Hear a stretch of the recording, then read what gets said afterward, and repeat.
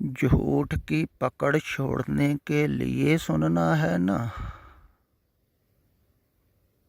तो जब झूठ की पकड़ छूट जाएगी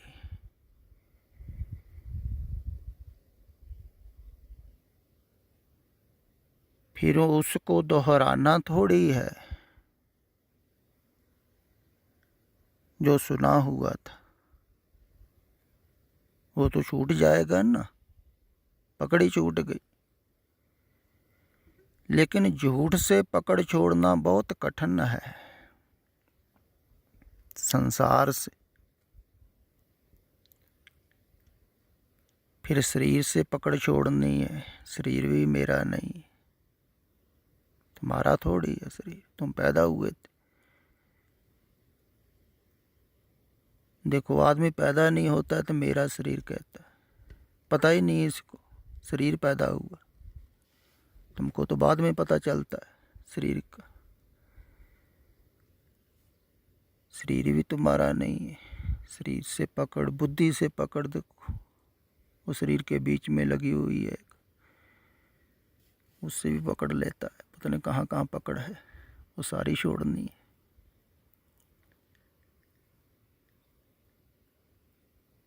तो सारी पकड़ छोड़नी है, लेकिन छोड़नी कठिन है ना। जैसे कुछ दिन पहले वीरेंद्र सिंह ने एक माइक की रिकॉर्डिंग है शायद, क्योंकि आवाज़ स्त्री की है, तो वो कह रही है कि हम गृहस्थी हैं, परिवार में रहते हैं, बाल बच्चे, हमसे ध्यान में ज़्यादा नहीं होता है, सिमरन में ज़्यादा नहीं होता है, जप में नहीं होता है, तो हमें फिर संसारिक काम भी करने पड़ते हैं, बच्चों की देखभाल भी करनी पड़ती है, परिवार की, रिश्तेदारों की, आए गए की बातचीत भी, सब कुछ उसने गिनाया जो औरतें करती हैं। वो कहती है सब कुछ करना पड़ता, तो इसमें हम मुक्त कैसे होंगे? हमारा क्या मार्ग है? देखो, ऐसे ही लोग हैं ज़्यादातर जो पूछ रहे हैं पे रहेंगे तो हम वैसे ही जैसे रह रहे हैं, किंचित मात्र भी बदलेंगे नहीं। अब मुक्ति बताओ भी कैसे है? बेवकूफ़ मूढ़ लोग हैं, इनको ये नहीं मालूम है पागलों को कि तुम सपना देख रहे हो, सोए हुए हो हैं। अब तुम सोए हुए हैं, रात को सपना देख रहे हो, है ना। और तुम सपने में कहो पे रहेंगे तो हम सपने में ही, पर ये आप बताओ भी जाग कैसे जाएं, है ना। सपना नहीं छोड़ेंगे हम, रहेंगे तो सपने में ही, तो जाग कैसे जाएं? अब तुम बताओ कि जो ऐसा पूछे उसको क्या जवाब देंगे? आप ही दे देना जवाब। कि वो ना तो जागना चाहता है, सपना कहता है भी सपना भी हम वैसे ही देखते रहे मज़े से, है ना, जैसे देख रहे, जाग भी जाए।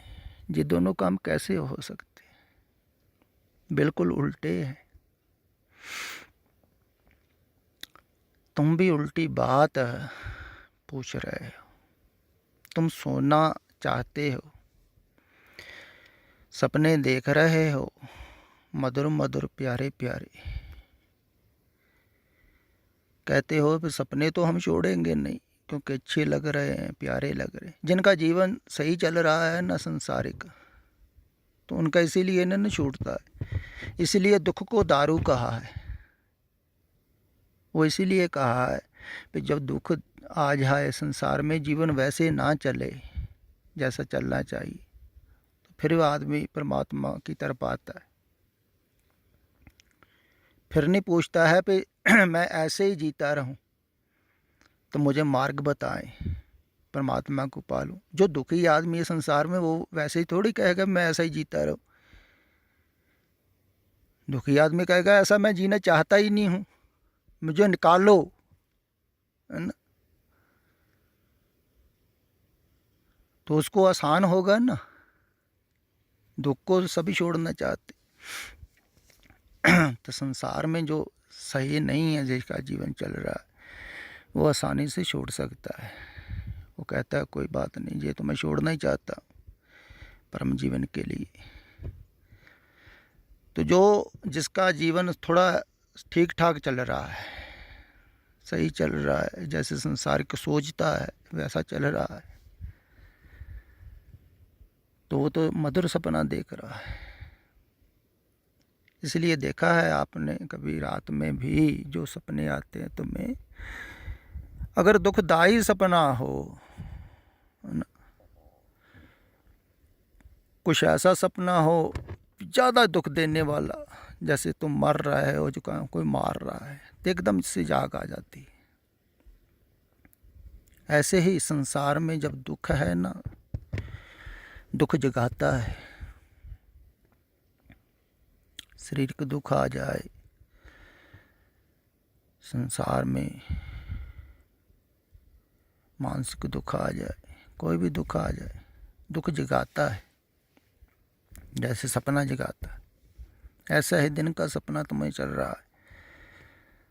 तो जब दिन का सपने चलते चलते कोई अड़चन आ गई बीच में, कोई और आ गया, कोई दुर्घटना घट गई, तो फिर आदमी थोड़ा सा जागता है। अपने बिछड़ गए, छूट गए, कुछ हो गया ऐसा जैसा नहीं चाहिए था होना, कभी सोचा नहीं था वैसा हो गया, तो एकदम से तुम जागते हो। थोड़ा सा पीछे तो मिट गया, चित गया, दुख जगाता है। थोड़ा सा ख्याल में आता है मरना है, मर रहे हैं सभी। अगर कोई ना मरा हो चारों तरफ तुम्हारे, ज़्यादा समय निकल जाए किसी मरे हुए को देखे हुए, जहाँ उसकी बात है कि ये हुए, तो तुम्हें मरना ही भूल जाता है, मरना भी।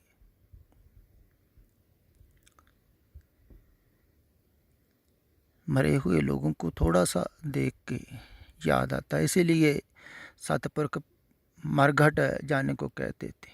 कहते गौतम बुद्ध भी अपने भिक्षुओं को कहते थे मरघट में कुछ देर रहना चाहिए,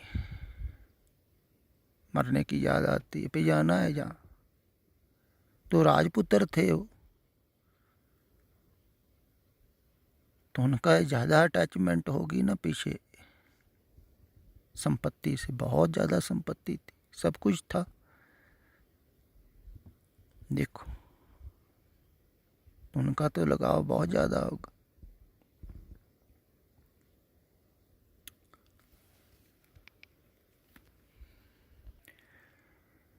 शायद उन्होंने भी पूछा होगा किसी सतपुरुष से, उस वक्त भी विराज करते हुए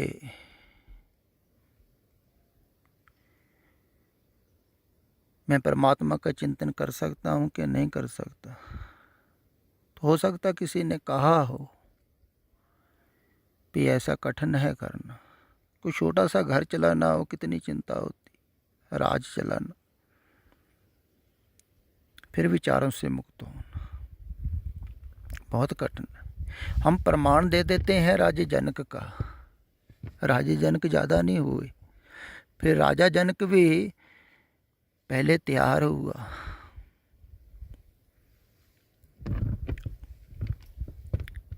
तो कब से तैयार हुआ, कितना समय लगा, ये थोड़ी मालूम है।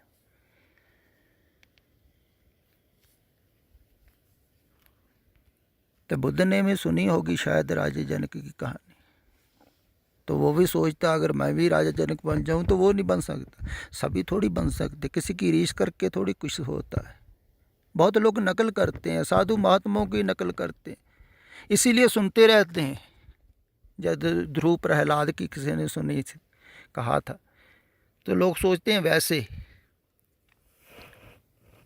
तो रीस करते हैं, गुरुओं की रीस करते हैं, वो कैसे रहे थे, कोई साधुओं की रीस करते हैं, जैसा वो रहते हैं वैसा रहना है। नहीं, किसी का जीवन एक सा नहीं होता। दरअसल परमात्मा एक ही बार बनाता है एक आदमी को, दोबारा आता ही नहीं है। अगर मेरे से पूछो तो कोई किसी के जैसा नहीं है। अगर किसी का प्रमाण में दिया जा रहा है सिर्फ ख्याल लेने के लिए, सेध लेने के लिए, थोड़ा समझने के लिए, तो हर पुरुष का जागने का ढंग अनूठा है। तुम्हारा भी अनूठा ही होगा, सभी का एक जैसा थोड़ी होगा। इसलिए तुम्हारा जागना भी अलग-अलग होगा, जगाया भी अलग-अलग ढंग से जाएगा।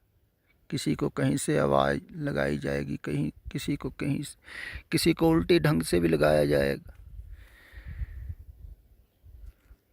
क्योंकि कई सीधी सीधी आवाज़ नहीं ना सुनते, उल्टे ढंग से आवाज़ सुनते।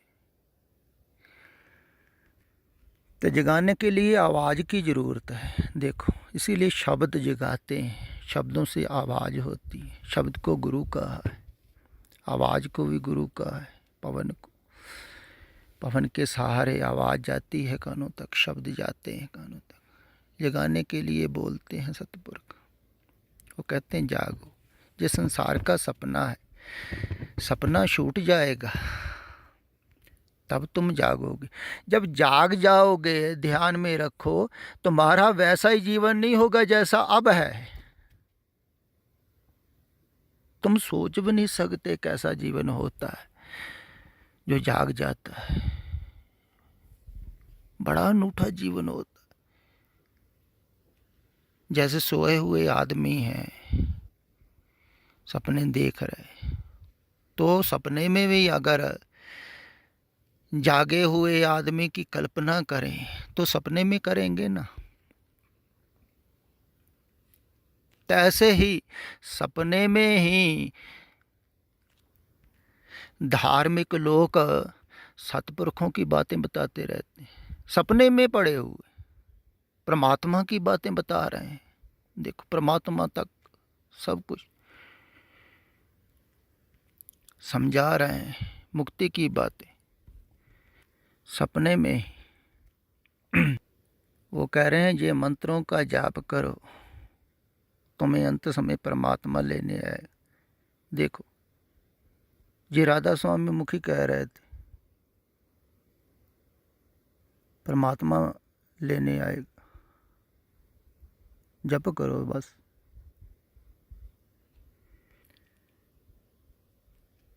नहीं, मरने से के बाद लेने आएगा तो ये तो बेवकूफ़ी की बात है। मरने के बाद मुक्त होना नहीं, अभी मुक्त होना है, अभी परमात्मा लेने आएगा। परमात्मा दूर थोड़ी है, तुम्हारे जीवन में, अंतरतम में। बाद की बात क्यों करते? बाद कौन है, कहाँ है? समय ही नहीं है बाद में, अभी है। वो तो समय में लेके जा रहे हैं, आगे आगे कुछ होगा। जागना अभी हो सकता है, आगे थोड़ी जागोगे। जब भी जागोगे अभी जागोगे। तो जो आगे जा रहा है वो सपने में जा रहा है, जो पीछे जा रहा है वही सपने में जा रहा है। तो सपना दिखा रहे हैं धार्मिक लोग, कुछ पुराने गुरुओं की गाथाएं गा रहे हैं, उनसे जोड़ रहे हैं, कल्पना कर रहे हैं लोग। देखो कितने प्रभावित होते हैं। कुछ आगे के सपने दिखा रहे हैं, आगे तुम मुक्त हो। नहीं, ऐसा थोड़ी। तुम मुक्त हो, तुम सपना देख रहे हो। ये परिवार का, ये समाज का, ये सब विचारधारा समाज में डाल दी है। जे बच्चे हैं, जे पति है, जे माँ है, जे वो है, जे रिश्तेदार हैं, सब वो एक जैसे किसी ने रिकॉर्डिंग करके ना चिप फिट कर दी हो, ऐसे ये सामाजिक लोगों ने चिप फिट कर दी अंदर तुम्हारे दिमाग में। तुम वैसा ही सोच रहे हो, सब कुछ है थोड़ी किसी का, कौन है जहाँ सोच रहे हो अपना है, अपने करना ही पड़ेगा कुछ। कहते हैं कि जहाँ अपना पराया कौन है, जहाँ कुछ भी नहीं। सोच रहे हो तुम ये अपने हैं ये पराए। मैं कहता हूँ ये सपना छोड़ो अपना पराया, तुम्हारा अपना कुछ भी नहीं है। शरीर ही अपना नहीं है तुम्हारा, बाहर अपना क्या होगा। देखो पशु पंछी भी संसार में पैदा होते हैं, इतनी चिंता तो नहीं है, उनके पास है भी कुछ नहीं, सुविधा भी कुछ नहीं है। आदमी के पास सब सुविधा है, सब कुछ है, तब भी देखो कितना चिंता तो है। सोचने की वजह से उनका कोई समाज नहीं है, परिवार नहीं है। पशु पंछियों का सोचते नहीं है समाज परिवार की तरह, बिल्कुल सहज। लेकिन अगर तुम भी सोचोगे नहीं समाज परिवार की तरह, पशु नहीं हो जाओगे, तुम वापस नहीं जा सकते हो, तुम ऊपर उठ जाओगे। तुम्हारी सोच में सिर्फ परमात्मा होगा, जैसे परमात्मा सभी को एक जैसा देखता है। परमात्मा ऊंची नीच थोड़ी देखता है, अपना पराया थोड़ी।